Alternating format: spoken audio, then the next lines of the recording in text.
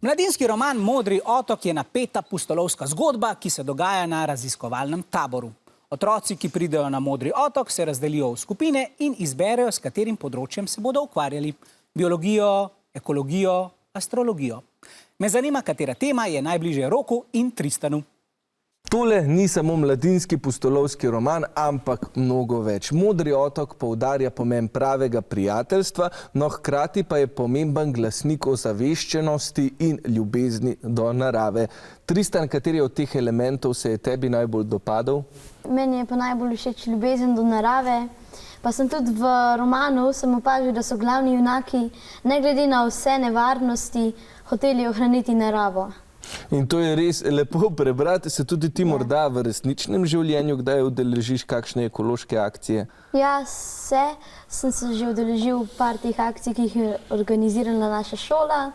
In smo pobirali smeti v okolici pa v našem kraju. Vse pohvale torej tako tebi, kot tudi vaši šoli, ki to organizirate in upamo, da bo teh akcij v prihodnje še več. Ja, mene iskreno se je ta ekološki moment v knjigi zelo dopadel, da denar ne more vedno zmagati. Zato sedaj tudi sprašujemo avtorico knjige, če je bil ta ekološki problem nekako tak subtilen moment v knjigi, kjer se mladim sporoča, da denar in kapital vedno ne moreta zmagati.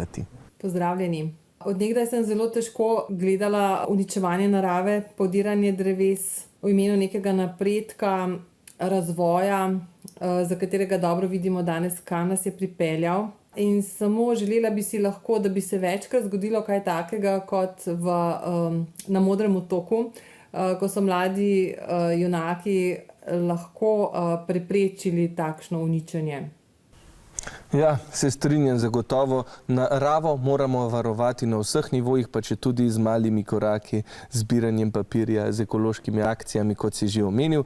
Pa da ne bova samo o ekologiji, tale knjiga ima tudi veliko zanimivih likov. Meni osebno ni dal miru Stibor. To je bil tisti star čarovnik, ne? Tebi pa, čeprav vem, se ti je dopadel Ernest. Zakaj ravno on? Meni je bil pa Ernest najljubši, zato ker tak nagajiv, pa velikrat kaj v špiči in se mi zdi, da je on od vseh likov najbolj podoben meni. No, če se ponovi kaj takega kot v knjigi, lahko rečemo, da je to zgolj naključje. Hvala lepa, Tristan, tudi ti si bil izredno zanimiv lik v naši oddaji. Mi pa imamo v studiu še en zelo zanimiv lik, vedno nasmejan, zabaven, ampak ima včasih v rokavu tudi kakšno zapleteno vprašanje. Hvala, Rok. Bomo videli, če je tole vprašanje res zapleteno. Dobro, poslušajte. Modri otok je pustolovski roman, ki se dogaja na izmišljenem otoku na Jadranu, kamor pripotuje skupinica najstnikov. Tristanu se zdijo najstniški junaki izjemni, ker a. ves čas varujejo naravo, b. so podobni svojim resničnim vrstnikom, c. posegajo v naravo ali d. se udeležujejo okoljskih akcij.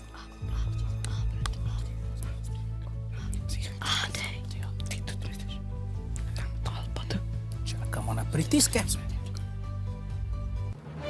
In zopet ste usklajeni, dvakrat odgovor A, ves čas varujejo naravo. Ja, takole je. Tristan pove, da mu je bila v knjigi najbolj všeč ljubezen do narave in da je opazil, da so se junaki kljub vsem nevarnostim odločili ohraniti naravo. Pravilen je res odgovor A in 5 točk za obe ekipi.